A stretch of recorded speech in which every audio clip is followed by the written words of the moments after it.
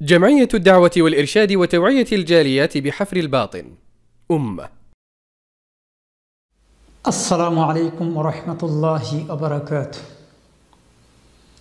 الحمد لله الذي هدانا لهذا وما كنا لنهتدي لولا أن هدانا الله، والصلاة والسلام على من بعثه الله رحمة للعالمين وعلى آله وأصحابه أجمعين، أما بعد। প্রশংসা জ্ঞাপন করছি আল্লাহ সুবহানাহু ওয়া তাআলার জন্য। দুরুদ ও সালাম তাসলিম বর্ষিত হোক মানবতার মুক্তির দূত নবীজিনা ওয়া ইমামিনা ওয়া কুদওয়াতিনা ওয়া কায়েদিনা মুহাম্মদ সাল্লাল্লাহু আলাইহি ওয়াসাল্লামের উপর। সম্মানিত দর্শক শ্রোতা, আজকে আপনাদের হাফরুল বাতিন দার্সের মূল বিষয় হচ্ছে ফজলুল ইস্তিগফার, ইস্তিগফারের ফজিলত।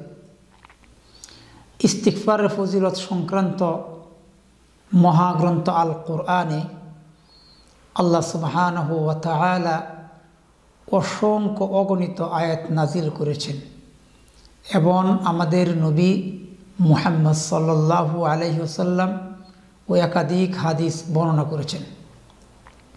প্রথমত আমরা দেখব, যদি আমরা ইস্তিগফার করি, এবং প্রত্যেকটা মানুষের ইস্তিগফার করা আবশ্যক। আমরা পাপিষ্ঠ বান্দা, তওবা ইস্তিগফার প্রত্যেকটা মানুষের উপর আবশ্যক। যদি আমরা ইস্তিগফার করি, আল্লাহ সুবহানাহু ওয়া তাআলা আমাদেরকে কি দিবেন, মানে এর ফজিলতটা কি? প্রথমত সূরাতুল আনফালের 33 নম্বর আয়াতটা আমরা দেখি। আল্লাহ সুবহানাহু ওয়া তাআলা বলছেন, ওয়ামা কানাল্লাহু লিয়ুআযযিবাহুম ওয়া আনতা ফীহিম ওয়ামা কানাল্লাহু মুআযযিবাহুম ওয়া হুম ইস্তাগফিরুন। আল্লাহ তাআলার সমচিহ্ন বা আল্লাহ রাব্বুল আলামিন মুহাম্মদ সাল্লাল্লাহু আলাইহি সাল্লাম তোমাদের মাঝে বিদ্যমান থাকা অবস্থায় আল্লাহ তাআলা আযাব দিবেন না। এটা নাম্বার 1।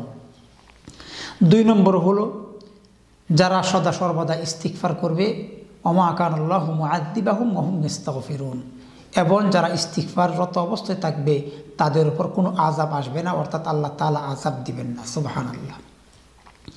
অনুরূপভাবে আল্লাহ সুবহানাহু ওয়া তাআলা সূরাতুল বাকারায় 199 নম্বর আয়াত আল্লাহ বলছেন ইস্তিগফার করার জন্য, সুম্মা আফিযু মিন হাইসু আফাযান নাস ওয়াস্তাগফিরুল্লাহ ইন্নাল্লাহা গফুরুর রহিম। সূরা মুজাম্মিল একই আয়াত, আস্তাগফিরুল্লাহ ইন্নাল্লাহা গফুরুর রহিম। আয়াত লম্বা, আয়াতের শেষ অংশে, যে অর্থাৎ ইস্তিগফার করো, তওবা ইস্তিগফার করলে আল্লাহ সুবহানাহু ওয়া তাআলা গুনাহ ক্ষমা করেন।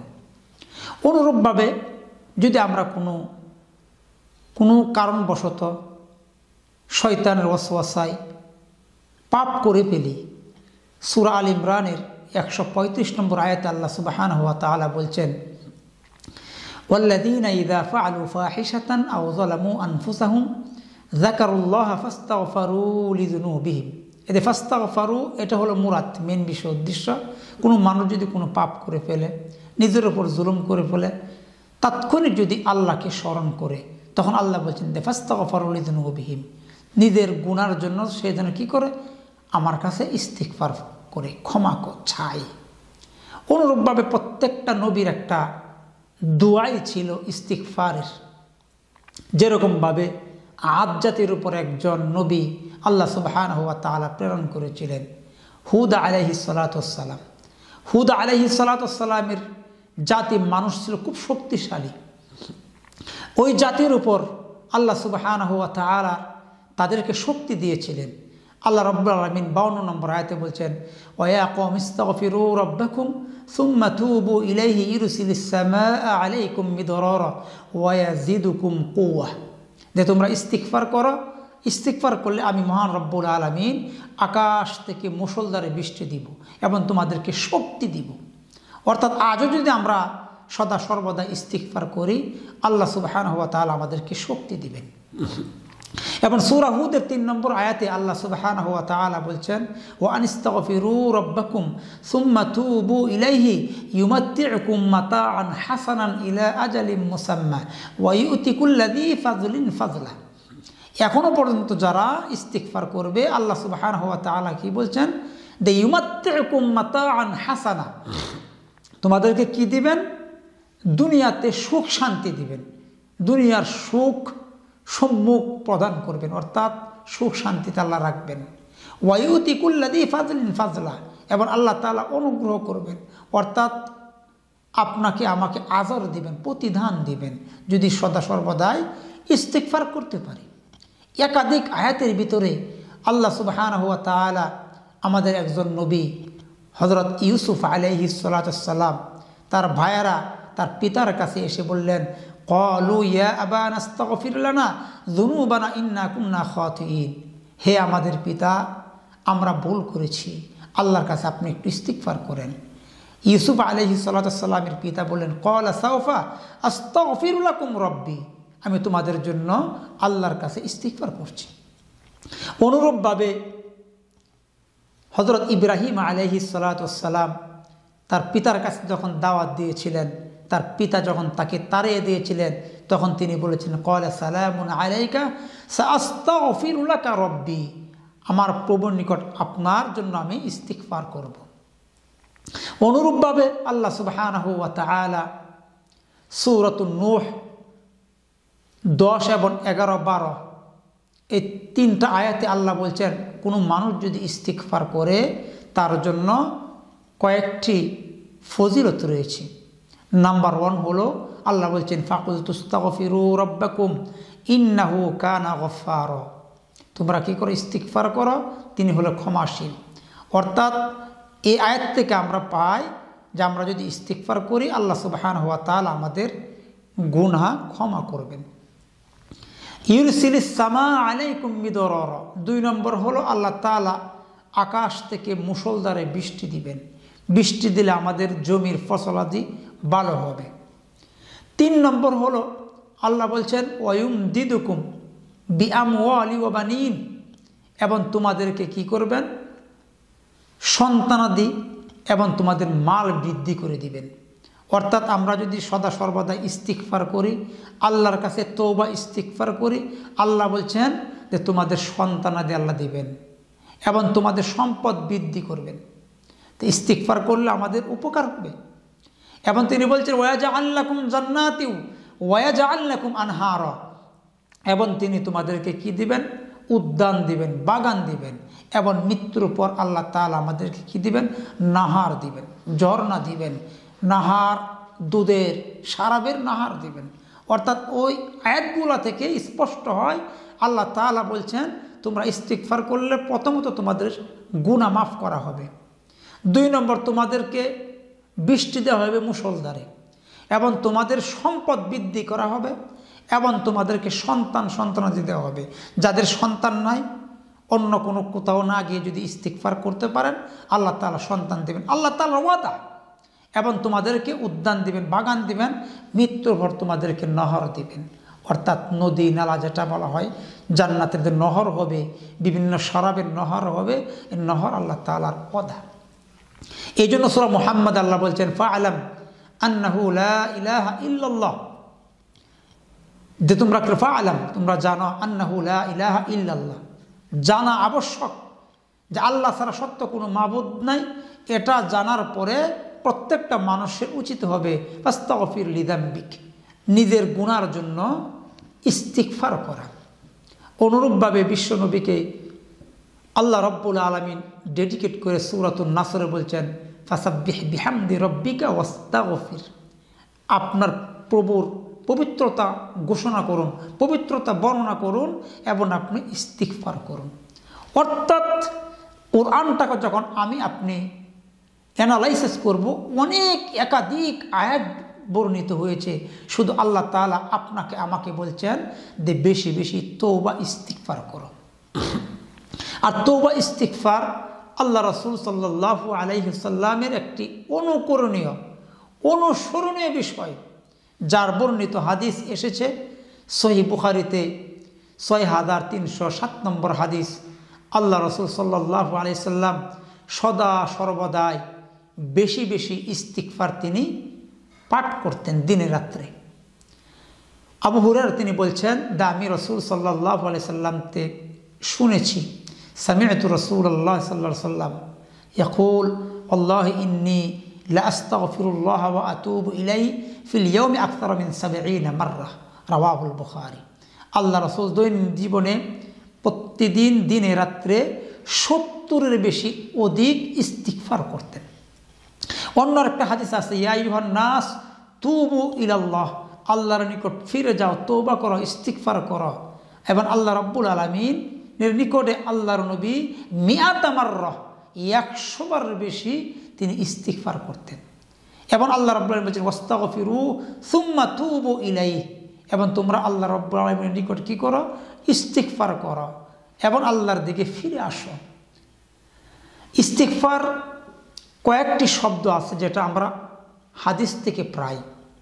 প্রথমত মেশকাত শরীফের 961 নম্বর হাদিস, আল্লাহ রাসূল সাল্লাল্লাহু আলাইহি সাল্লাম যখন সালাত শেষ করে সালাম ফিরাতেন তখন তিনি আস্তাগফিরুল্লাহ আস্তাগফিরুল্লাহ আস্তাগফিরুল্লাহ 3 বার তিনি পাঠ করতেন। এটা আমরা পাই, এটা আমরা করতে পারি এই ইস্তিগফারটা। 2 নম্বর একটি ইস্তিগফার হলো আস্তাগফিরুল্লাহ ওয়া আতুবু ইলাইহি, যেটা একটু আগে বললাম। আল্লাহর নবী সাল্লাল্লাহু আলাইহি সাল্লাম দৈনন্দিন জীবনে তিনি 70-এর অধিক ইস্তিগফার করতেন, আস্তাগফিরুল্লাহ ওয়া আতুবু ইলাইহি। 3 নম্বর, আল্লাহ রাসূল সাল্লাল্লাহু আলাইহি সাল্লাম তিনি কোনো মজলিসে, এক মজলিসে বা মসজিদে বসে মিআতা মাররা ক্বাবলা আন ইয়াকুমা, বসার পূর্বে তিনি 100 বার রব্বিগফিরলি ওয়া তুব আলাই ইন্নাকা আনতাত তাওয়াবুর রহিম, হাদিসটি বর্ণিত হয়েছে এবং নাসিরউদ্দিন আলবানী সহিহ বলেছেন। 1516 নম্বর হাদিস আবু দাউদে বর্ণিত হয়েছে। আর একটা আমরা পাই আস্তাগফিরুল্লাহাল আযীম আল্লাযী লা ইলাহা ইল্লা হুয়াল হাইয়ুল কাইয়্যুম ওয়া আতুবু ইলাইহি। আল্লাহ রাসূল বলছেন ওয়া ইন কানা ফার মানে মিনাজ জাহফি, যে কোনো মানুষ যুদ্ধের ময়দান থেকে যদি পলায়ন করে তারপরে গুফিরলাহ, তার গুনাহ খাতাকে আল্লাহ তাআলা মাফ করে দিবেন যদি এই ইস্তিগফারটা করতে পারে। আস্তাগফিরুল্লাহাল্লাযী লা ইলাহা ইল্লা হুয়াল হাইয়ুল কাইয়্যুম ওয়া আতুবু ইলাইহি। সর্বশেষ 5 নম্বর যে ইস্তিগফার সেটা হলো সাইয়্যিদুল ইস্তিগফার, একটা দোয়া আছে। এই দোয়ার ব্যাপারে আল্লাহর নবী বিশ্বনবী তিনি বলেছেন, যদি কোনো মানুষ যদি সকালে এই দোয়াটি পাঠ করে, সন্ধ্যার পূর্বে যদি সে মৃত্যুবরণ করে সে জান্নাতে যাবে, এবং যে সন্ধ্যায় পাঠ করবে সকালের পূর্বে যদি মৃত্যুবরণ করে সে জান্নাতে প্রবেশ করবে। হাদিসটি বর্ণিত হয়েছে সহিহ বুখারীর 6306 নম্বর হাদিস। সাইয়্যিদুল ইস্তিগফার, যেটা ইস্তিগফারের সর্দার বলি, ইস্তিগফারের নেতা যাকে আমরা বলি, এই দোয়াটা প্রত্যেকটা মানুষের মুখস্থ করা জরুরি। আল্লাহর নবী সাল্লাল্লাহু আলাইহি ওয়াসাল্লাম বলছেন সাইয়্যিদুল ইস্তিগফার আন তাকুলা, তোমরা এভাবে বলবে, আল্লাহুম্মা আনতা রাব্বি লা ইলাহা ইল্লা আনতা খলাকতানি ওয়া আনা আবদুকা ওয়া আনা আলা আহদিকা ওয়া ওয়া'দিকা মাস্তাতা'তু আউযু বিকা মিন শাররি মা সানা'তু আবু'ু লাকা বিনি'মাতিকা আলাইয়া ওয়া আবু'ু লাকা বিযামবি ফাগফিরলি ফাইন্নাহু লা ইয়াগফিরুয যুনুবা ইল্লা আনতা। এই এতটুকু হলো দোয়া। এই দোয়ার অর্থ এত সুন্দর, অর্থ মহৎ। আল্লাহুম্মা আনতা রাব্বি, হে আল্লাহ তুমি আমার প্রভু, ওয়া আনা আবদুক, এবং তোমার গোলাম আমি, এবং তোমার কাছে যে ওয়াদা প্রতিজ্ঞা যথাসাধ্য, মাস্তাতা'তু শব্দ এসেছে, সাধ্য অনুযায়ী প্রতিজ্ঞা এবং ওয়াদার উপর আমি রয়েছি, এবং তুমি আমাকে আউযু বিকা মিন শাররি মা সানা'তু আবু'ু লাকা, আমি স্বীকার করে নিয়েছি যে আমার উপর যে নিয়ামত দিয়েছ, এবং আমার দ্বারা যে অনিষ্ট যে কাজ, গর্হিত কাজ হয়ে যায়, এই কাজের থেকে আমি তোমার কাছে আশ্রয় চাচ্ছি। মানে এত সুন্দর অর্থ। এই জন্য আমাদের সদা সর্বদাই আল্লাহ সুবহানাহু ওয়া তাআলা আমাদেরকে বেশি বেশি ইস্তিগফার যাতে করতে পারি। সর্বশেষ আবারও বলছি, ইস্তিগফারের কয়েকটা পদ্ধতির ভিতরে আমরা 5টা পদ্ধতি সংক্ষিপ্তভাবে বলবো। একটা হলো আস্তাগফিরুল্লাহ আস্তাগফিরুল্লাহ আস্তাগফিরুল্লাহ। 2 নম্বর আস্তাগফিরুল্লাহ ওয়া আতুবু ইলাইহি। 3 নম্বর রব্বিগফিরলি ওয়া তুব আলাই ইন্নাকা আনতাত তাওয়াবুর রহিম। 4 নম্বর হলো আস্তাগফিরুল্লাহাল আযীম আল্লাযী লা ইলাহা ইল্লা হুয়াল হাইয়ুল কাইয়্যুম ওয়া আতুবু ইলাইহি। এটা দুভাবে পড়া যায়, আরেকভাবে পড়া যায় আস্তাগফিরুল্লাহাল্লাযী লা ইলাহা ইল্লা হুয়াল হাইয়ুল কাইয়্যুম ওয়া আতুবু ইলাইহি। 5 নম্বর হলো সাইয়্যিদুল ইস্তিগফার, যেটা একটু আগে বললাম, আল্লাহুম্মা আনতা রাব্বি লা ইলাহা ইল্লা আনতা খালাকতানি। এই দোয়াটা, অর্থাৎ এই 5টা পদ্ধতিতে যে হাদিসে বর্ণিত হয়েছে, আমরা যেন বেশি বেশি ইস্তিগফার করতে পারি। আল্লাহ সুবহানাহু ওয়া তাআলা আমাদেরকে বেশি বেশি ইস্তিগফার করার তৌফিক দান করুন। সকলে বলে আল্লাহুম্মা আমিন। সুবহানাকা আল্লাহুম্মা বিহামদিকা আশহাদু আল্লা ইলাহা ইল্লা আনতা আস্তাগফিরুকা ওয়া আতুবু ইলাইক। আসসালামু আলাইকুম ওয়া রাহমাতুল্লাহি ওয়া বারাকাতুহু।